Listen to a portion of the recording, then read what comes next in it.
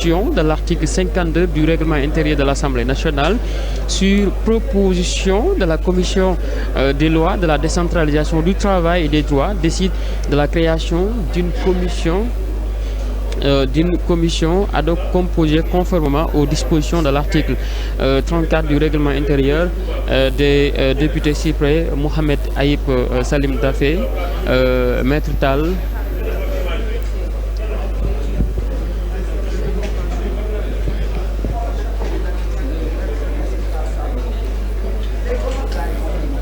Maître Tall, Mben Faye, Youngare Dione, Amy Dia, Ansoumana Sarr, Anta Dia, Aline Ndao, Fatou Ba, Djimo Souare ak ki nga xam ne mooy Cheikh Ahmed Tidiane Youm. Kon nag ñu xaarandi beneen réaction ci ay député bu ko defee itam ñoom ñu wax ñu exactement li ñu xaar ci li nga xam ne moom mooy bile commission bi nga xam ne tàmbali nañu liggéey bi ki nag moom mooy Babacar moom mi nga xam ne moom moo bokk ci li nga xam ne ñoo dans la commission. Un membre pour le groupe parlementaire Takku Wallu, un membre pour les non-inscrits. Donc c'est au prorata, donc par rapport à la taille des groupes parlementaires. Jusque-là, ce qu'on peut retenir, c'est que tout est fait en toute légalité. Maintenant, on va essayer de voir la suite que ça va donner. Si toutefois la commission demande la levée de l'unité parlementaire, comme le veut le ministre de la Justice, on va voter. Et naturellement, après, la justice fera son travail. En gros, c'est ça. ci wolof li ñu fi dajee mooy dañoo ñëwoon tey pour teg benn comité bu ndaw boo xamante ni moom moo war a déglu suñu collègue Farba Ngom gannaaw bi nga xamante ni yoon dafa saisir assemblée nationale pour que ñu teggim laal lu kiiraayam ndaxte am na loo xamante ni dañ ko koy toppee lu jëm ci wàllum ñu ko xëy ci wolof sax blanchiment de capitaux en tout cas am na lu bëri lu ñu koy toppee loo xamante ni daal laaj na yoon soxla ko déglu ko assemblée nag boo nekkee député yoon bu la soxlaa pour mu déglu la faaw ñu tegg li ñuy wax tam mbalaanu kiiraay léegi mbalaanu kiiraay nag dafa am lu ñu koy teggee bu ñu assemblée nationale li ñuy njëkk a def mooy dañuy taxawal benn comité bu ndaw boo xamante ni moom mooy woo la concerné mu déglu ko mu saytu ko su paree comité boobu noonu mooy ñëw au niveau plénière mu waxtaan ak député yi wax li nga xamante ni moom la jot moom la récupéré wala boog moom la am comme xalaat gannaaw ba mu dégloo nit ki député yi tànn dañuy yëkkati wala duñu ko yëkkatee maintenant fi ñu toll mooy assemblée nationale taxawal na kuréel googu noonu kuréel gi validé nañu ko en commission validé ko en plénière li des mooy nag léegi kuréel gi woo Farba Ngom suñu collègue waxtaan ak moom déglu ko su paree ci loolu mu ñëw en plénière mu exposé ñu li nga xamante ni moom mooy problème bi assemblée député ñu tànn ndax dañuy lever wala duñu lever fi ñu toll pour le moment foofu la. pour le moment lépp jaar na ci yoon ndaxte ni ko yoon waxee lañu ko defee ministre de la justice jébbal na assemblée ab lettre pour lever immunité parlementaire assemblée woote na teg na kuréel gi pour mu teg ko dafa am lu ñu ko war a tegee dañuy xool 11 membres la war a am maanaam fukk ak benn membre la war a am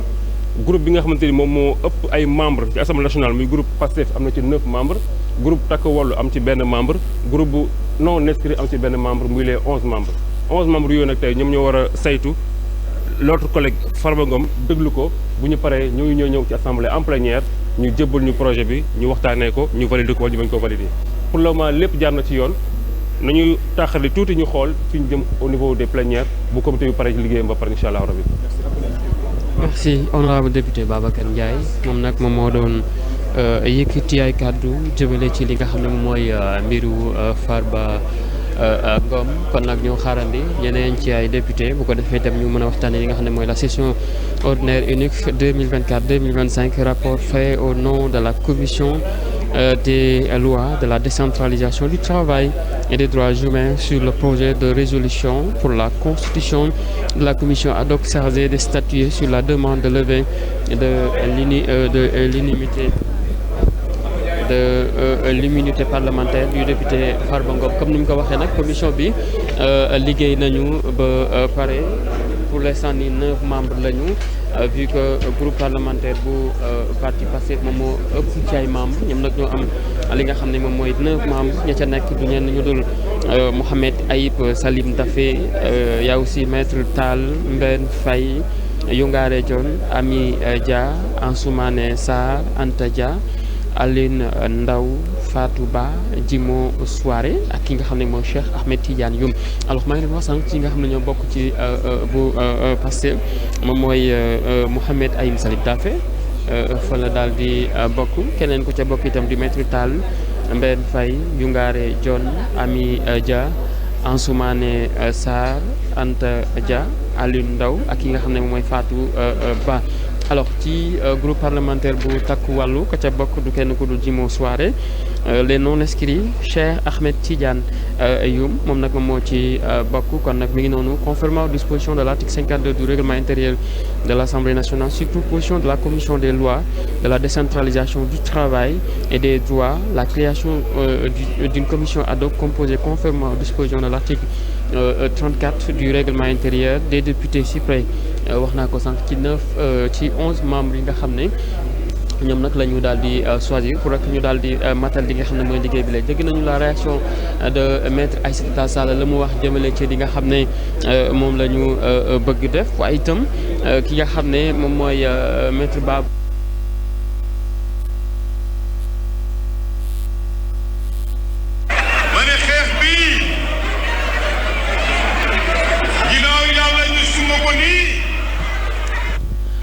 loolu nag moom mooy kàddu yi nga xam ne moom honorable député Farba Ngom yëkkati na ko démb ça c'est du tapas quand même voilà kàddu yi nag moom la daal di ñuy nuyu bu baax itam Souleymane Diop ñu ngi leen nuyu n'est pas monté au front pour soutenir publiquement Farba Ngom c'est parce qu'il est en France depuis la semaine dernière donc bien avant l'évocation de la levée de l'immunité parlementaire de ce dernier souligne la même source qui ajoute il nous revient qu'il sera à Dakar dans quelques jours et qu'il pourra assister à la plénière de la levée de l'immunité parlementaire alors loolu nag ci kaawu ki nga xam ne moom mooy Abdou Mbow bile kon nag ñu ànd ak yéen ba tey fàttali que nous sommes en direct fi nga xam ne moo ci assemblée nationale ngir rek itam jàngat yi nga xam ne moom mooy mbiru Farba Ngom honorable député maa ngi koy wax sànq ba mu teewee assemblée nationale premier jour bi la woon ba ñu def tey jile mu war a ñëwaat ñeel ñu war a yëkkati li nga xam ne mooy maraandu kiiraayam bile alors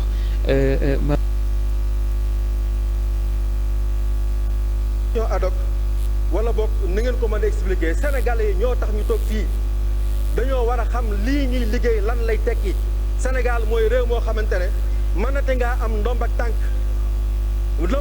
goo mën di am du nekk loo xamante ne day dox sa diggante ak su la yoon waree topp la loolu la jàpp naa ne yéen Sénégalais yi nga xamante ne yéen ñu fal loolu moo taxoon ngeen fal ñu te incha allahu taala législature bi dina ci taxaw waaye régime bi dina ci taxaw ba ni Sénégalais yi bokk fu Sénégalais nekk jot ci waaye dara duutul doon lu ñuy déplacé muy xaalis Sénégal di ko jëmee ci faneen foo xamante ne bokkut ak li ko taxawoon a jóg wasalaamaaleykum wa rahmatullah. Merci beaucoup. Monsieur le Président de la Commission des lois, vous voulez intervenir suite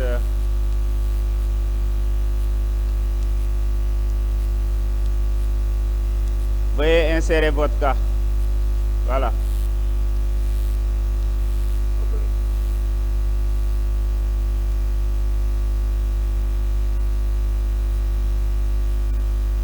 L'immunité parlementaire du député concerné. Mais pour le moment, compte tenu du fait que nous avons scrupuleusement observé les dispositions pertinentes de la Constitution, du règlement intérieur comme des lois et règlements en vigueur sur les droits du concerné à travers l'instauration de cette commission ad hoc par la commission des lois, je voudrais demander qu'on nous en donne acte et de passer à l'adoption de la résolution qui a été prise hier par la commission des lois. Je vous remercie, Monsieur le Président. Merci beaucoup, Monsieur le Président de la commission des lois. Donc la discussion générale est close. Je mets aux voix la résolution. Donc le vote est lancé.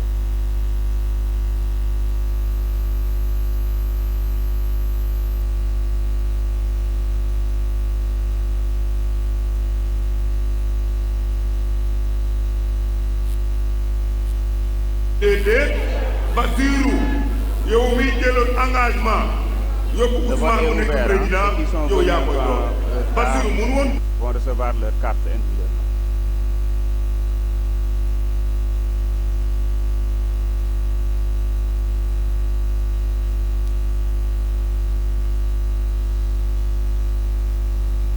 Bon, ils feront le tour, il y en a qui votent, donc ils feront le tour pour ceux qui ont des soucis. Est-ce que la carte est bien insérée?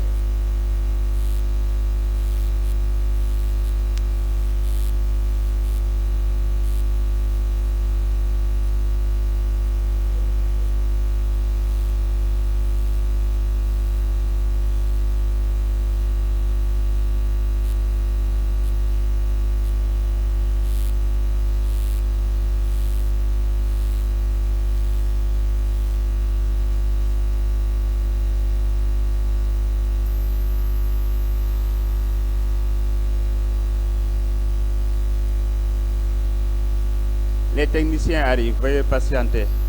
pour ceux qui ont des soucis.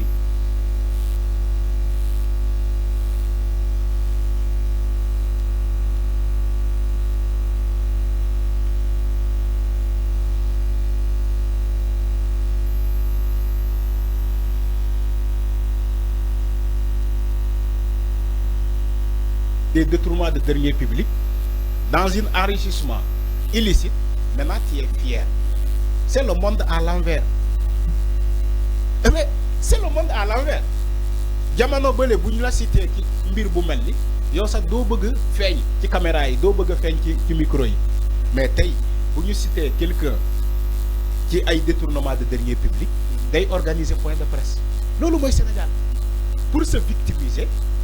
pour ne ñi voilà woote na Farba nee na résistance d'accord